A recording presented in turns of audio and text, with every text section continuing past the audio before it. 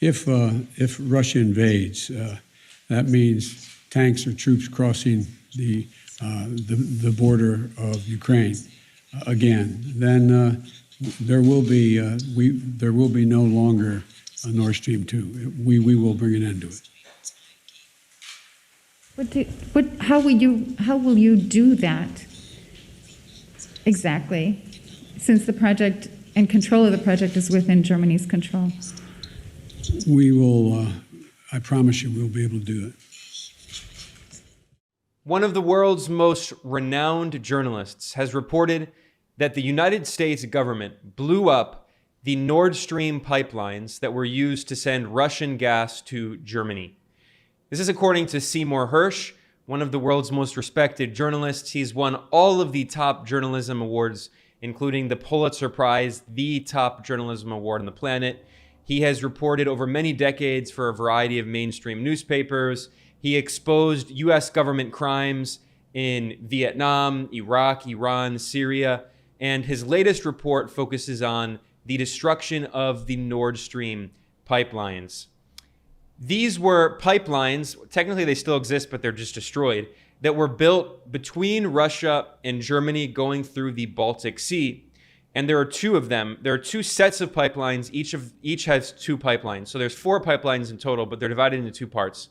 First is Nord Stream 1, which was opened in 2011.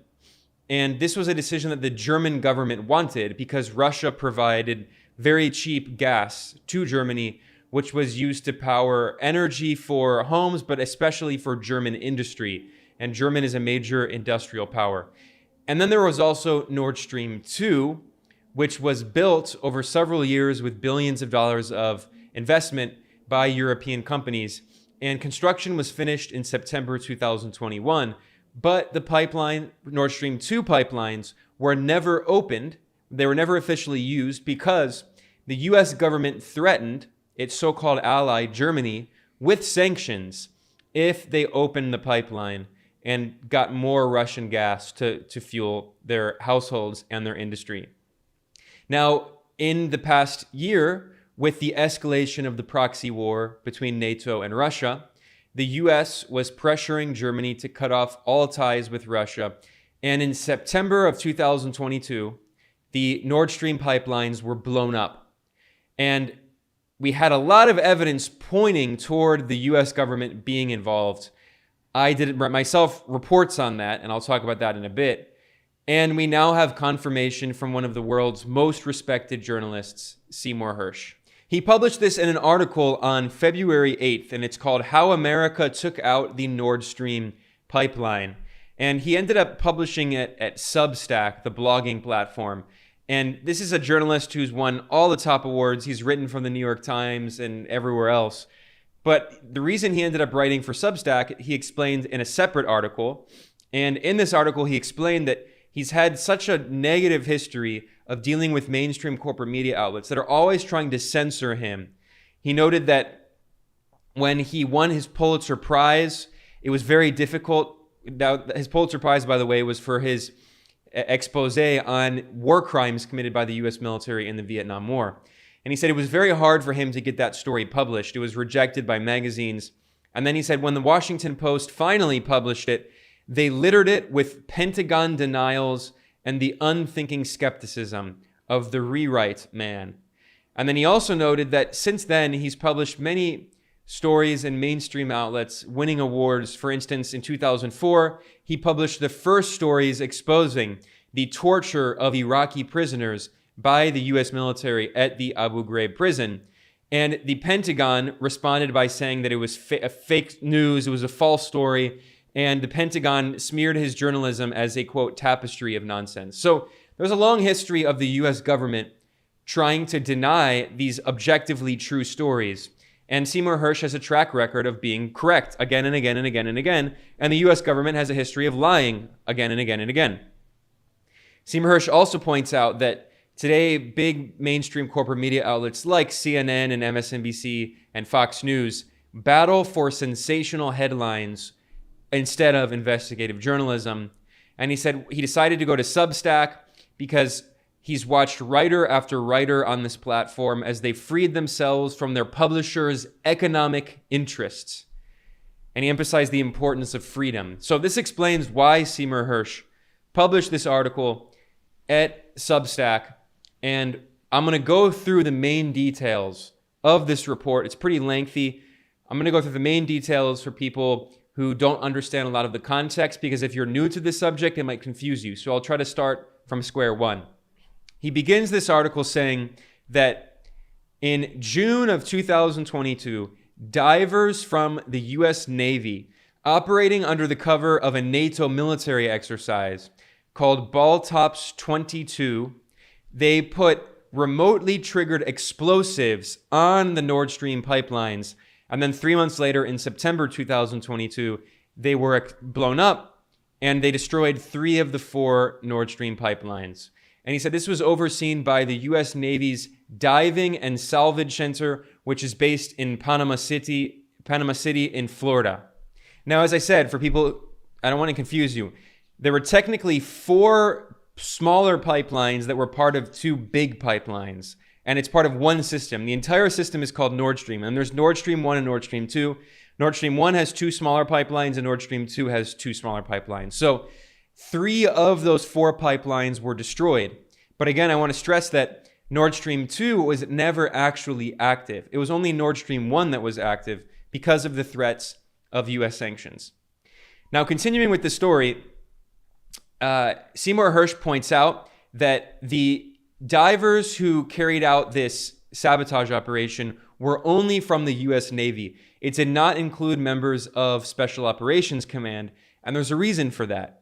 Because when covert operations include special ops, they must be reported to the U.S. Congress and specifically to the leadership of the Senate and House Intelligence Committees, and they're called the Gang of 8. Those are the top congressional officials with insight over intelligence operations in the U.S. So the Biden administration intentionally chose not to use those forces and instead to keep it only with Navy divers so they wouldn't have to report it. Now, this explains why the White House and the CIA both have vehemently denied the story, claiming that it's false, it's a complete fiction. However, I should stress that according to U.S. law, the White House and the CIA are legally allowed to lie about special operations. I noted this in a report that I did about the CIA and NATO carrying out sabotage attacks inside Russian territory.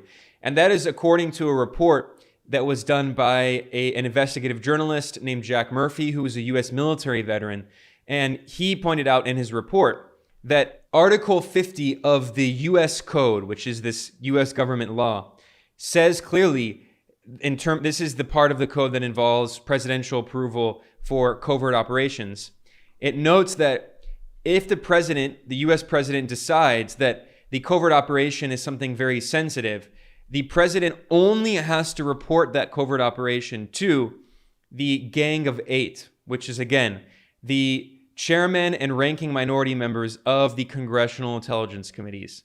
So that is to say, according to this U.S. law, the president and the CIA can lie about covert operations and legally deny existing covert operations, telling the media and the public a falsehood that they don't exist if they think that it's necessary for U.S. national security. And of course, they abuse that all the time. Now, as Seymour Hersh pointed out in his other accompanying article, the U.S. government has a long history of claiming that his factual stories are false, including when he exposed U.S. war crimes in Vietnam, when he exposed U.S. torture in Iraq, and of course, now they're saying the same thing. So if the U.S. government lies to you again and again and again and again, when are you going to learn? Especially considering that Seymour Hersh has a track record of being correct again and again and again. So let's continue going through the main points of his story here. He notes that the main figures involved in overseeing this sabotage operation were Joe Biden, the U.S. president, his national security advisor, Jake Sullivan, Secretary of State Tony Blinken, and the Undersecretary of State for Political Affairs, Victoria Nuland, all of whom have a very hardline neoconservative foreign policy. Victoria Nuland herself was a key figure involved in the 2014 coup in Ukraine, that overthrew Ukraine's democratically elected government that had been geopolitically neutral and installed a Western puppet regime. And there's a photo here of the three of them, the main figures from the State Department and the White House. And on the left, you can see Victoria Nuland. She is the wife of the notorious neoconservative godfather, Robert Kagan. And there's this infamous phone recording of her speaking with the U.S. ambassador, Jeffrey Piat, in Ukraine in 2014, just a few weeks before the U.S.-backed coup in February. And she and the U.S. ambassador are naming the people who are going to run the Ukrainian government after the coup. And she specifically says, Artseny Yatsenyuk.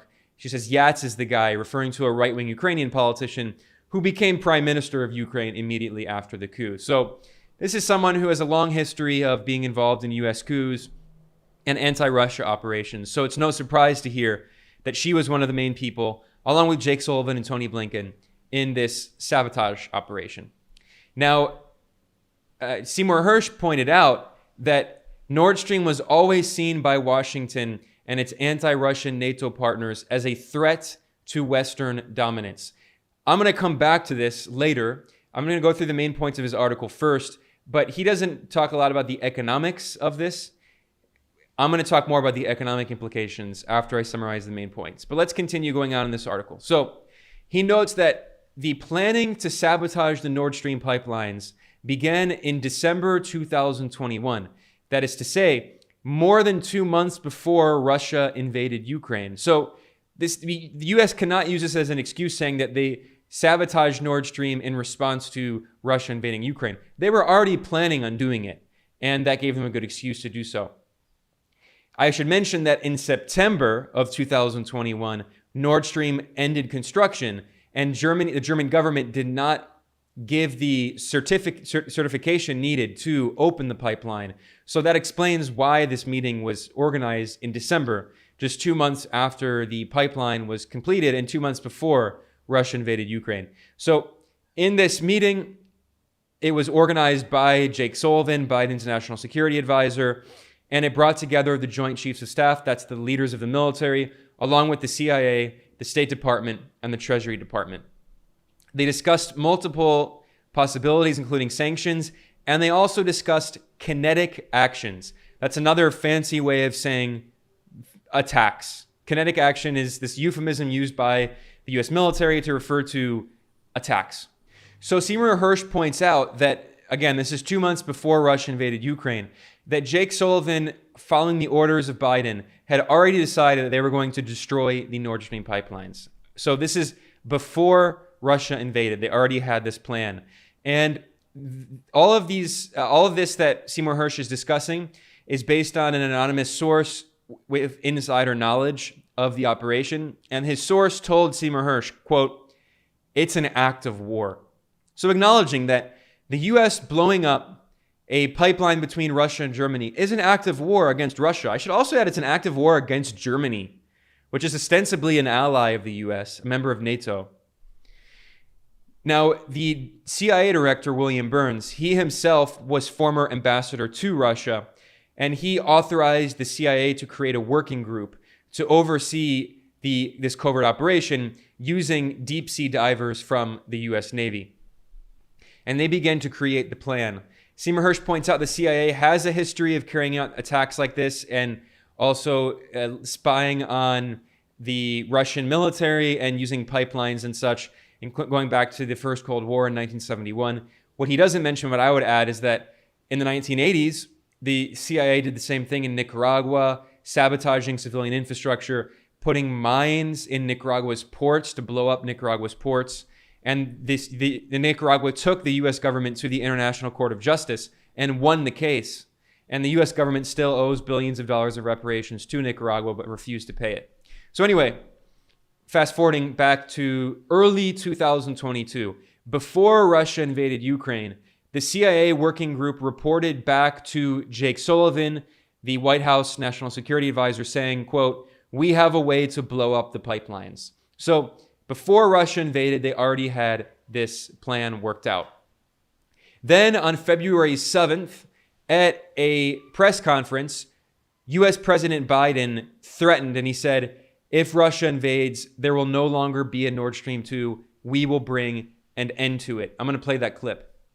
If Russia invades, that means tanks or troops crossing the border of Ukraine again. Then there will be no longer a Nord Stream 2. We will bring an end to it.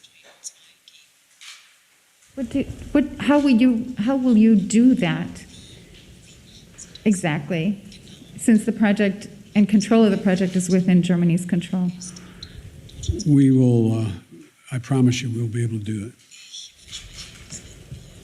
Now, in addition to Biden's threat, before that, on January 27th, 2022, about a month before Russia invaded Ukraine, the third in command of the U.S. State Department, the Undersecretary of State, Victoria Nuland, made very similar threats. She said Nord Stream 2 will not move forward.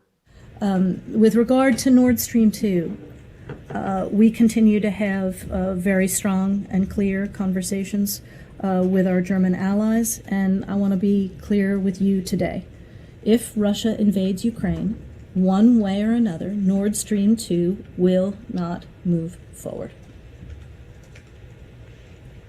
John, and how can you say that for sure? Where does your confidence come from on that? As I said, we've had extensive consultations at every level with our German allies. I'm not going to get into the specifics here today, but we will work with Germany to ensure that the pipeline does not move forward. The State Department spokesman, Ned Price, who was previously a CIA analyst, he also used the exact same comments when asked on January 26th. So again, this is a month before Russia invaded. These are top figures in the U.S. government saying very clearly that if Russia invades, they're going to destroy the Nord Stream pipeline. They were not being shy about it. They were saying it pretty clearly. Now, this brings us back to Seymour Hersh's report. And here he talks about another key detail, which is it was not just the U.S. government, the CIA, and the Navy that were involved in this operation. It was also a member of NATO, Norway. And this is important because Norway is often portrayed by social democrats and, some progressives who are soft on imperialism as this great democratic socialist paradise. But the reality is that Norway is part and parcel of the imperialist system. Norway is part of NATO and has been involved in numerous wars of aggression. For instance, back in 2011, when NATO destroyed the Libyan state and killed the leader of Libya, Muammar Gaddafi, the U.S. Defense Secretary, Robert Gates, he praised both Norway and Denmark for helping to destroy Libya, and he pointed out that these Scandinavian so-called socialist democracies or whatever, which are not socialist and they're not democracies either, they helped the US and France and Britain bomb 1/3 of targets with 12% of the NATO planes in this colonialist war to destroy the government of Libya. And still today, there's no central government in Libya. So it's important to understand Seymour Hersh's reporting here about how NATO is basically an extension of US imperialism. And he points out that the US military has vastly expanded its presence inside Norway. And Norway has a huge radar, very advanced radar technology that the US uses to spy deep into Russia. So again, NATO is part of the imperialist system. And he notes that the US military has basically been violating Norway's sovereignty. In 2022, Norway passed a law called the Supplementary Defense Cooperation Agreement, SDCA, which basically makes the US legal system have control over parts of northern Norway, so US soldiers cannot be prosecuted by the Norwegian authorities. So this is basically the US taking control of parts of Norway, basically colonizing parts of Norway. And Seymour Hersh points out that Norway was one of the original signatories of the NATO treaty in 1949 in the early days of the Cold War. I should point out that another founding member of NATO in that year was Portugal's fascist dictatorship, which had been supportive of Nazi Germany and fascist Italy. So NATO has always been allied with fascists. And the supreme commander of NATO today is Jens Stoltenberg. And Jens Stoltenberg is a hardline committed anti-communist and neoconservative, and he has cooperated with the U.S. intelligence community since the Vietnam War. And Seymour Hersh's insider source told him that the commander of NATO, Jens Stoltenberg, quote, is the glove that fits the American hand. So Norway played a key role in helping the U.S. in this. And he points out that Norway had an economic interest because Norway has since become the largest supplier of energy to Europe. I'll come back to that point in a second because I want to talk more about the economic implications of this. So Seymour Hersh points out that the Norwegian Navy was involved in finding the spot off of Denmark's Bornholm Island, and that's where they sabotaged the Nord Stream pipeline. So Norway played a key role in helping the CIA and the US military. And as Seymour Hersh puts it, the Norwegians were key. And this was all done under the cover of NATO military exercises in the Baltic Sea in June. They're held every year, and they're called Baltic Operations 22 or Baltops 22. The Norwegians proposed this would be the ideal cover to plant mines, and they did so again off the coast of Bornholm Island.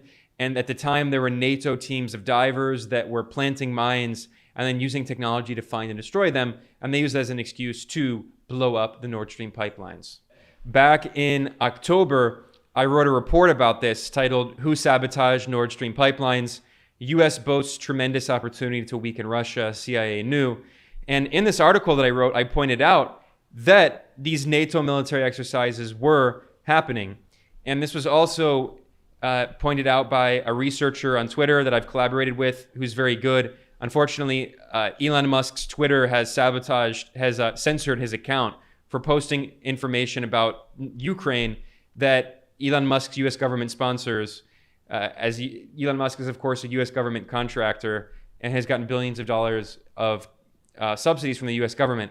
They have censored the account of this guy, Bidet Marksman, for reporting information that they deemed so-called Russian disinformation. But I pointed out in this article back in October that every year NATO organizes military exercises in the Baltic Sea in which the U.S.-led military alliance uses drones to clear sea mines.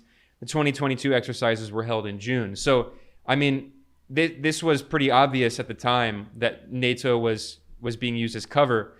And I pointed out in this article, after working with this investigator at Bidet Marksman on Twitter, that the U.S. Navy conducted military exercises near the Danish island of Bornholm, and the U.S. and British armed forces were training Ukraine's military to hunt for mines with underwater drones. So there were a lot of pieces of evidence hinting toward this, but of course, Seymour Hersh always delivers the goods. He's the one who has tons of sources inside the U.S. government, and they're the ones who have officially confirmed this now, which many people suspected at the time. So, we're almost done with Seymour Hersh's article, and then I'll talk about the economic implications. So, after the bombs, the explosives, which were C4 explosives, were put on the Nord Stream pipelines in June during the NATO military exercises in 2022, the White House decided they wanted to delay the explosion because obviously they knew that if they blew up the pipelines immediately right after the NATO military exercises, it would be very obvious who did it. So they ended up waiting, and then in September, Norway blew up the pipelines. Well, following U.S. orders, of course. And Seymour Hersh points out that the CIA has a history of carrying out operations not only abroad, but inside the United States. The CIA has a history of spying on anti-war leaders.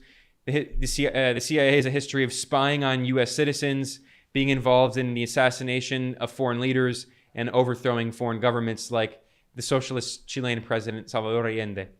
And he points out that the former CIA director, Richard Helms, he said that basically if the U.S. president wants to do something, then they can do it. Laws don't matter. He said, the CIA director, Richard Helms, said, quote, "You almost have an immaculate conception when you do something under orders from the president." And he said, quote, "Whether it's right that you should have it or wrong that you should have it, the CIA works under different rules and ground rules than any other part of the government." Now, I would also add that the CIA has also been involved in assassinating presidents like JFK. But anyway, continuing here, on September 26th, 2022, the Norwegian Navy dropped a sonar buoy which set off the C4 explosives on the Nord Stream pipelines and blew them up. And of course, Norway was following U.S. orders in doing so.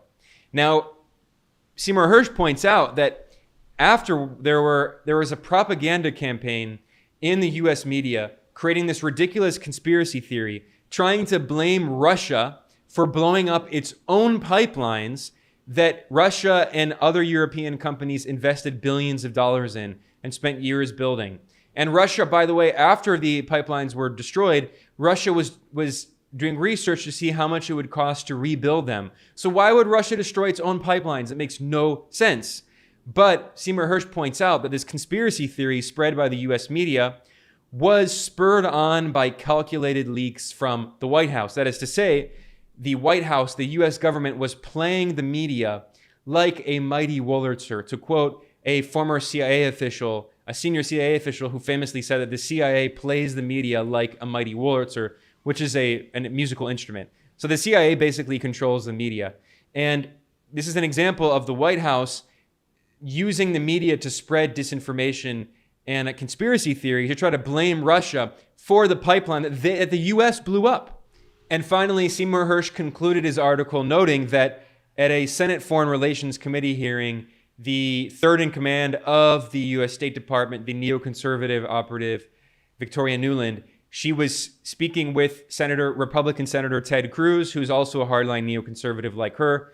And Ted Cruz was helping to lead the congressional opposition against Nord Stream, pressuring for more and more hawkish positions against Russia.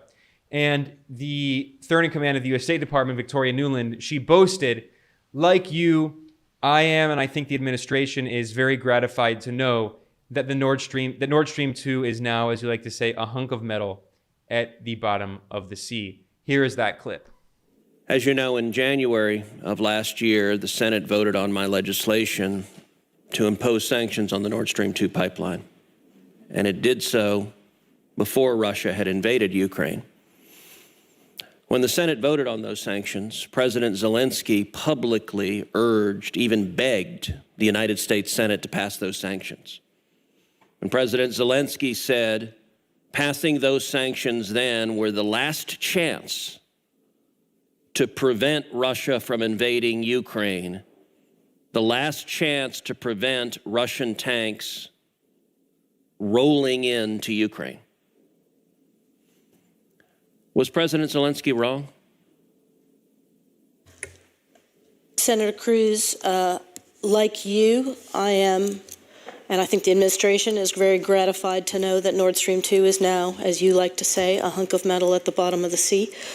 So those were the main details of this blockbuster report by the GOAT, as they say, the GOAT, the greatest of all time, Seymour Hersh, the best journalist in the world.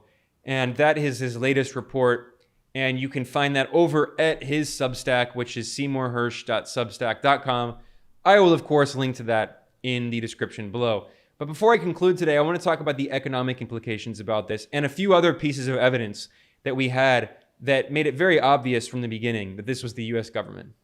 Now, I noted in my original report back in October, and I'll link to that in the description below, that the U.S. Secretary of State Antony Blinken boasted right after the attacks on Nord Stream. He said that it was a tremendous opportunity to once and for all remove the dependence on Russian energy. And he boasted that the U.S. was boosting its exports of liquefied natural gas, LNG, to Europe. So the U.S. was profiting from this. Here is that video clip. Ultimately, this is also a tremendous opportunity. It's a tremendous opportunity to once and for all remove the dependence on Russian energy, and thus to take away from Vladimir Putin the weaponization of energy as a means of advancing his imperial designs. That's very significant, and that offers tremendous strategic opportunity for the years to come. We've significantly increased our production as well as making available to Europe liquefied natural gas. And we're now the leading supplier of LNG to Europe to help compensate for any gas or oil that it's losing as a result of Russia's aggression against Ukraine. Antony Blinken made those comments in a press conference with Canada's Foreign Minister, Mélanie Joly, and she also boasted that Canada has been increasing its gas production and exporting gas, LNG, to the US, which is then sent to Europe. So Canada is also profiting from the proxy war against Russia on the destruction of the Nord Stream pipelines. Now, I also pointed out back in October that Germany's foreign minister, Annalena Baerbock, had likewise threatened the Nord Stream pipelines. And this was 1 week before Russia invaded Ukraine. And she said all options are on the table, including Nord Stream 2. And she said, we as Germany are prepared to pay a high economic price. So she's willing to sacrifice the people of Germany for this imperialist proxy war against Russia. Here is that very revealing video clip. We are determined, with a view to the actions and measures that we're preparing in the event of Russia acting against the Ukraine. These sanctions are or would be unprecedented and have been coordinated with all our partners and have been prepared with them. We in Germany are ready to pay a high price for that in economic terms. That is why all options are on the table. Also Nord Stream 2. Again, those comments were made 1 week before Russia invaded Ukraine. And by the way, since then, Annalena Baerbock has said that Germany is at war with Russia. She's made it clear that the European Union is at war with Russia. Now, I also pointed out that back in 2020, the former CIA director turned Secretary of State Mike Pompeo under Donald Trump, he also said that the U.S. government would, quote, do everything we can to stop Nord Stream 2. And he said that it was dangerous and a threat, and he boasted that the Trump administration was the toughest administration ever on Russia. So once again, threatening the Nord Stream pipelines back in 2020, over 2 years before Russia invaded Ukraine. Here is that video clip of Mike Pompeo. Further on Russia, 2 weeks ago, the State Department removed Nord Stream 2's exemption under CATSA. And in December, the administration's swift implementation of PISA, an important bipartisan endeavor, effectively halted construction of the pipeline. We're the toughest administration ever on Russia. Could you talk about the administration's commitment to opposing the Nord Stream 2 pipeline and applying sanctions against those companies aiding in the completion of this Russian trap? You know, the irony is that this administration is accused by some of not being tough on Russia. I mean, President Trump personally took on this. He saw that this was a threat, that this pipeline being threat created enormous leverage for Russia, not only against Germany and broader Europe, but Ukraine as well. And so we set about, and with good support on Capitol Hill, we got legislation that was appropriate to now have delayed this project significantly. We need further tools. We're prepared to use those tools should you provide them to us. And we've also used our diplomatic capabilities to make clear to countries that we're going to do the other end too, right? We're going to make sure that American LNG can be sold into these countries. We think Nord Stream 2 is dangerous in that respect. We're going to do everything we can to make sure that that pipeline doesn't threaten Europe. Now, there was even more evidence at the time. Back in September, one day after the destruction of the Nord Stream pipelines, Germany's media reported, Der Spiegel, which is one of the main newspapers, that the CIA had warned German intelligence just a few weeks before the sabotage that gas pipelines in the Baltic Sea might be attacked. So clearly, this was the CIA which was involved in the operation to destroy the Nord Stream pipelines, according to Seymour Hersh. This was the CIA warning Germany a few weeks before that they were going to blow up the pipelines. So, I mean, it's as blatant as it could possibly get. This is mainstream German media reporting this. Then there was another article just 2 weeks after the attack in October, also published by Reuters, titled, U.S. Navy jet flew across Baltic hours after Nord Stream burst. I mean, again, it's like the U.S. was just gloating It notes that a U.S. Navy reconnaissance aircraft flew near the site of the ruptured Nord Stream 2 pipeline in the Baltic Sea hours after the first damage emerged. So, yet another example of so much evidence at the time pointing toward the U.S. government being behind this attack on the Nord Stream pipelines. Now, I noted in my report, and again, I'll link to that in the description below, that one day after Nord Stream was sabotaged, a top European politician who was formerly the foreign minister and the defense minister of Poland, which is a member of both NATO and the EU, his name is Radek Sikorski. He thanked the United States for blowing up the pipelines. And Radek Sikorski is a hardline neoconservative. He's married to the notorious U.S. neoconservative figure Anne Applebaum, and he is viciously anti-Russian and very pro-U.S. And he tweeted, quote, "Thank you, USA," and posted a photo of the destruction of the Nord Stream pipelines, by the way, leaking out huge sums of environmentally destructive gas, which is extremely bad for the environment and fuels climate change. So it shows how little these Western politicians actually do care about climate change. They'll claim to care about it, they'll do lip service about it when they can attack Russia or China or Venezuela, but they don't care about climate change. They just want Western corporations to profit from climate change, not other countries. Of course, after he tweeted that, he ended up deleting the tweet, but it was a blatant example that everyone in the world knew that it was the US government behind the destruction of these pipelines.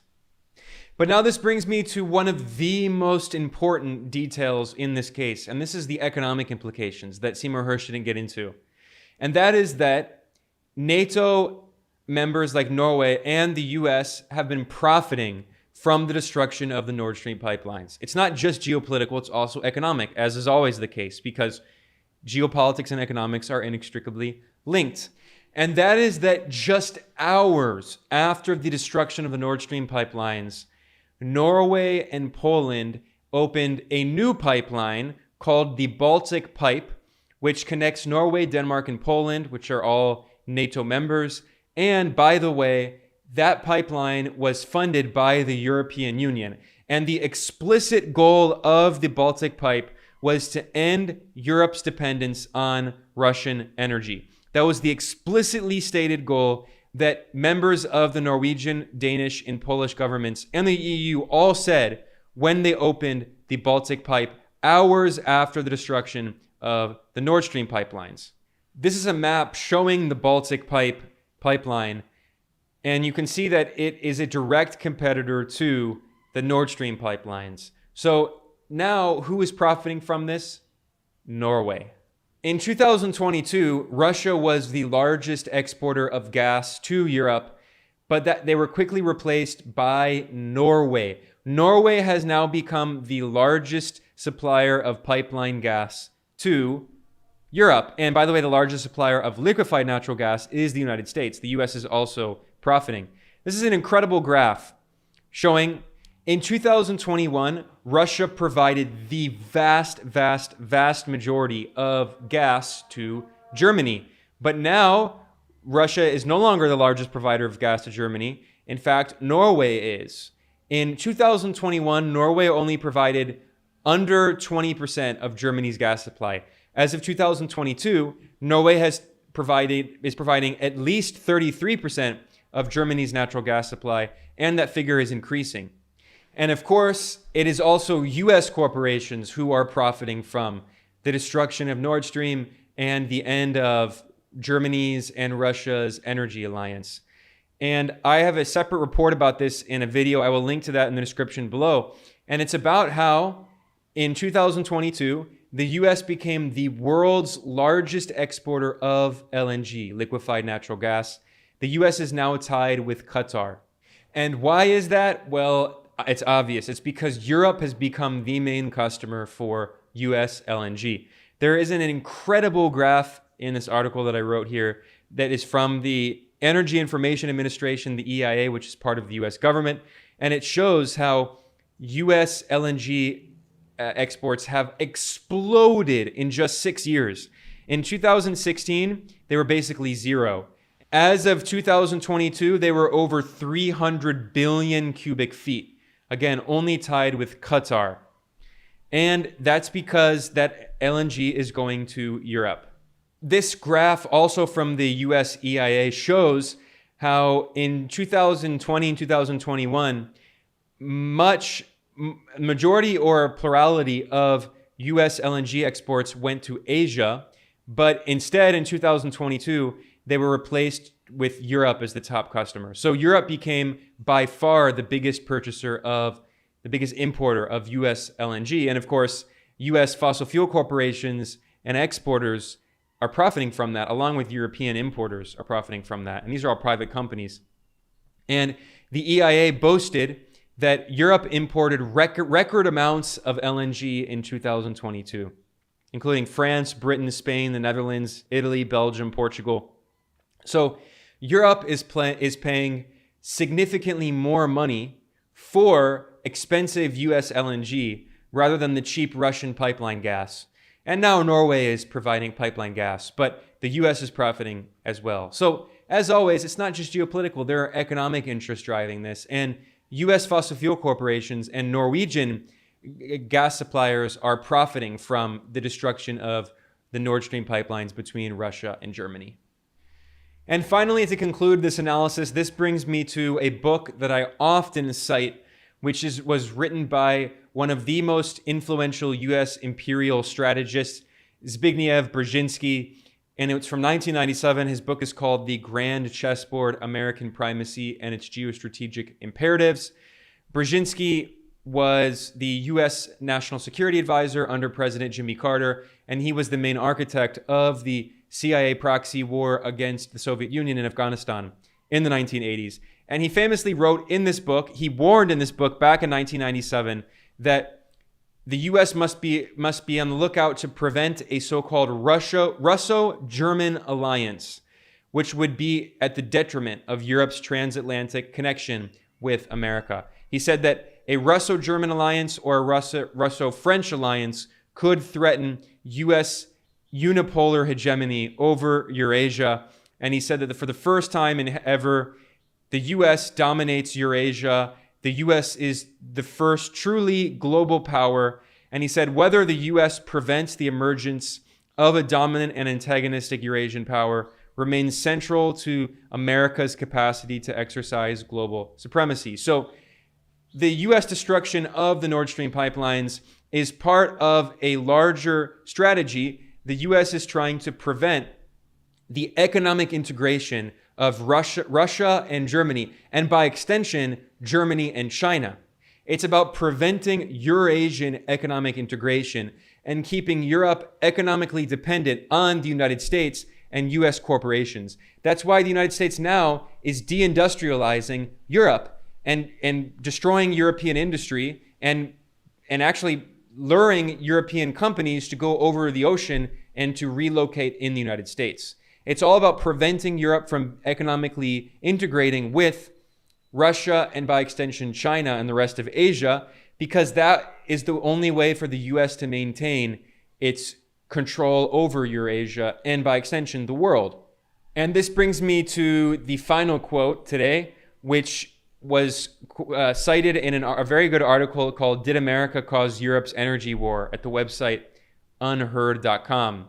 And it notes that another well-known US imperial strategist named George Friedman, who was the former chair of the private intelligence firm Stratfor, which is very closely linked to the US intelligence agencies. And in fact, Stratfor is often referred to as the shadow CIA.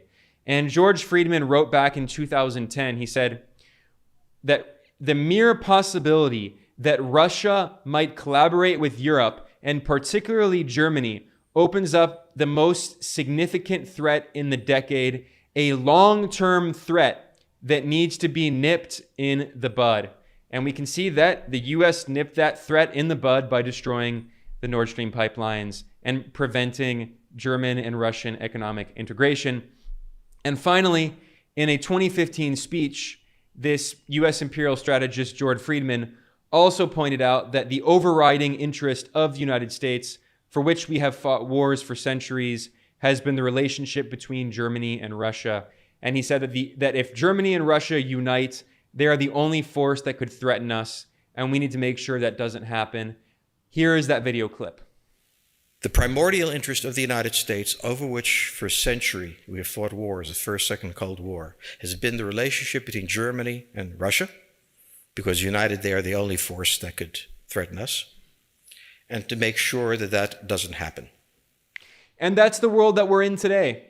The Russo-German alliance didn't happen, largely because of U.S. meddling. But actually, we see an even stronger alliance, which is the Chinese-Russian alliance. China being the world's largest economy, according to purchasing power parity, and growing more and more by the year. And that's why the U.S. is so desperate to wage this new Cold War and is trying to prevent Europe from integrating with China and Russia with these kinds of sabotage operations. It's all about trying to prevent the creation of a multipolar world and to maintain U.S. unipolar imperialist domination so U.S. corporations and Wall Street can continue to exploit the world, the natural resources and cheap labor of the world. It's always about making more and more corporate profits. So with that said, I'm going to conclude today. Obviously, I would highly recommend that everyone go check out Seymour Hersh's article. I will link to that in the description below. I will also link to my report in the description below, which has links to the other sources with information about Norwegian gas exports, US LNG exports, maps, the Baltic pipe that was created to replace the Nord Stream pipelines, and all of that other information. That is in the description below. I'm Ben Norton. This is Geopolitical Economy Report. I want to thank everyone who's watching or listening. I'll see you all next time.